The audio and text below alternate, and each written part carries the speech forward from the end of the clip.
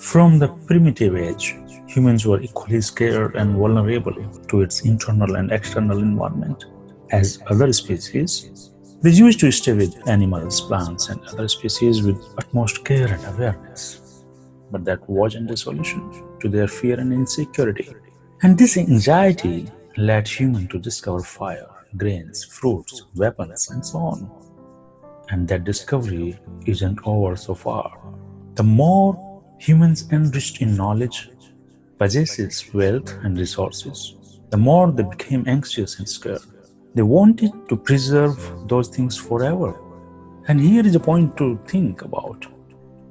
A human which cannot survive more than 100 years if we leave few exceptions behind. But they always have this intention to keep possessions of the accumulated properties or wealth forever.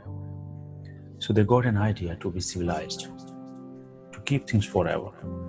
Because then they have thought to transfer their accumulated wealth to the next generation.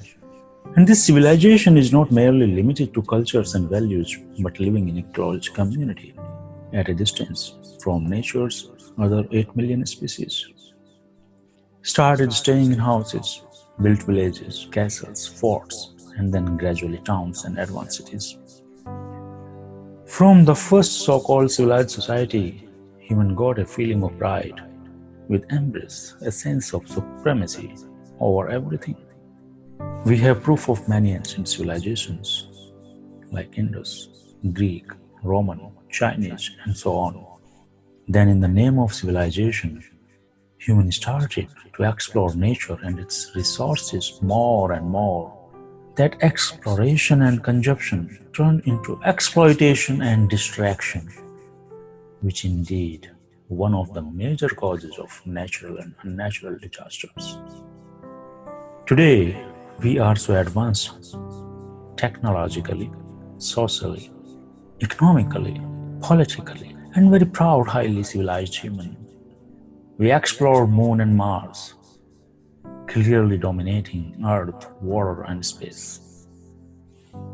But do we remove our fear? Had we? This level of fear is also increased with our development and growth. Today, human is scared of everything. One person don't trust others. We have lost ourselves in this race somewhere. And an unseen, invisible fear has taken control on us, on our existence. And I find a very simple reason for that. Because we all know that a wrongdoer is always fearful to be exposed one day, isn't it? So we, the people of earth, know clearly that our actions will decide our fate. And what actions? We as civilized people don't like encroachments, stealing things, loots, seized freedom and imposed norms. Have you forgotten that what we dislike or don't accept for ourselves, we are actually doing the same with the other coexisting trillions of stakeholders for many generations, centuries, and civilizations? How could we forget that this earth is not our property, but a common, shared place for shared existence with other species? And this is the beauty of this nature, isn't it? Which maintains its ecosystem. But what we did? We thrashed this entire holistic ecosystem to just satisfy our never-ending greed and ego. We didn't take consent for any of our actions from other existing entities. We destroyed forests, demolished hills, mountains, terminated wildlife, and crossed seas, oceans, and lands as per our convenience. We set our dominance on everything and somewhere satisfied our ego of supremacy.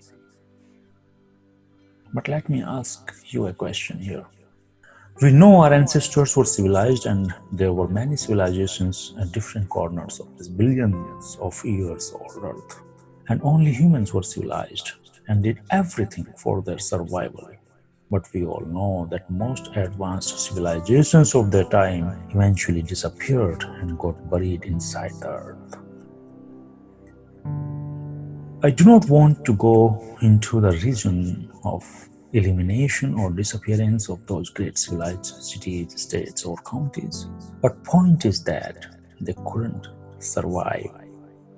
And you see, at the other side, uncivilized species, uncivilized animals, plants, and most of other entities have survived in the same era and same conditions.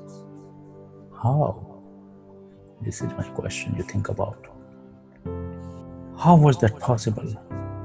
Most advanced, supreme living entity, human being, washed out completely from some corners of the earth, while at the same time, in the same environment, most of other species survived and dominated those areas until humans found and invaded again those places to start a new civilization.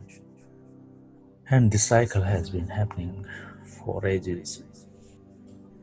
There might be some instances when humans try to find answer of such paradoxical outcomes of the nature, but I couldn't find any evidence for the same.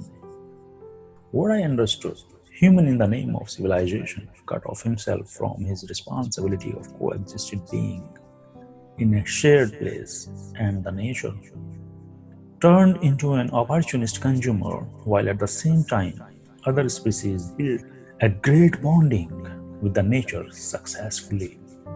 So humans' so-called success basically earned on the price of a great and unrepairable failure. That instead of becoming a nature savior, human became a nature destroyer. So the nature also turned its back on the man time to time.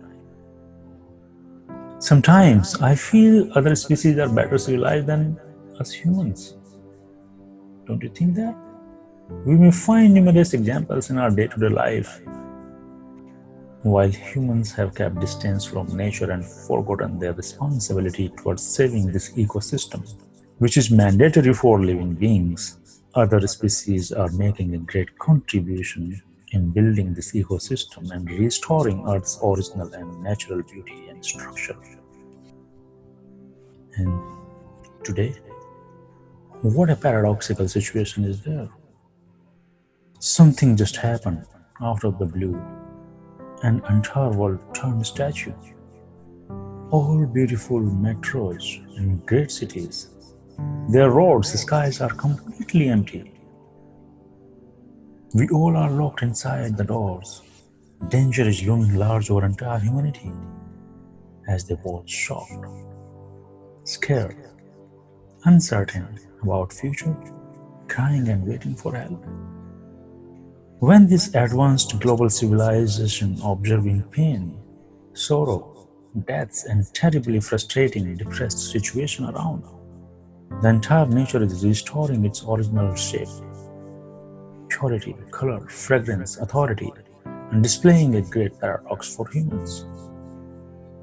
Who is responsible for this situation?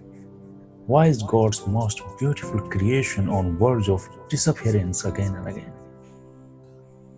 While human is so intelligent, its supremacy cannot be challenged by any other species across the globe, then why are they so weak in encountering such terrible, invisible black swans? You may call this as virus or any natural unnatural calamity, but question remains same. I would like to suggest you one thing here. Take your time and try to be with those few simple questions. You may get answer within if you have little understanding with your existence and correlation with nature's life cycle and its ecosystem. At last, I would like to conclude this talk with a commitment that we will continue this introspection till we find a torch which can help us to show the path in the darkest ever time in the history of known human civilizations so far. Thank you very much. Be safe, be healthy, be conscious.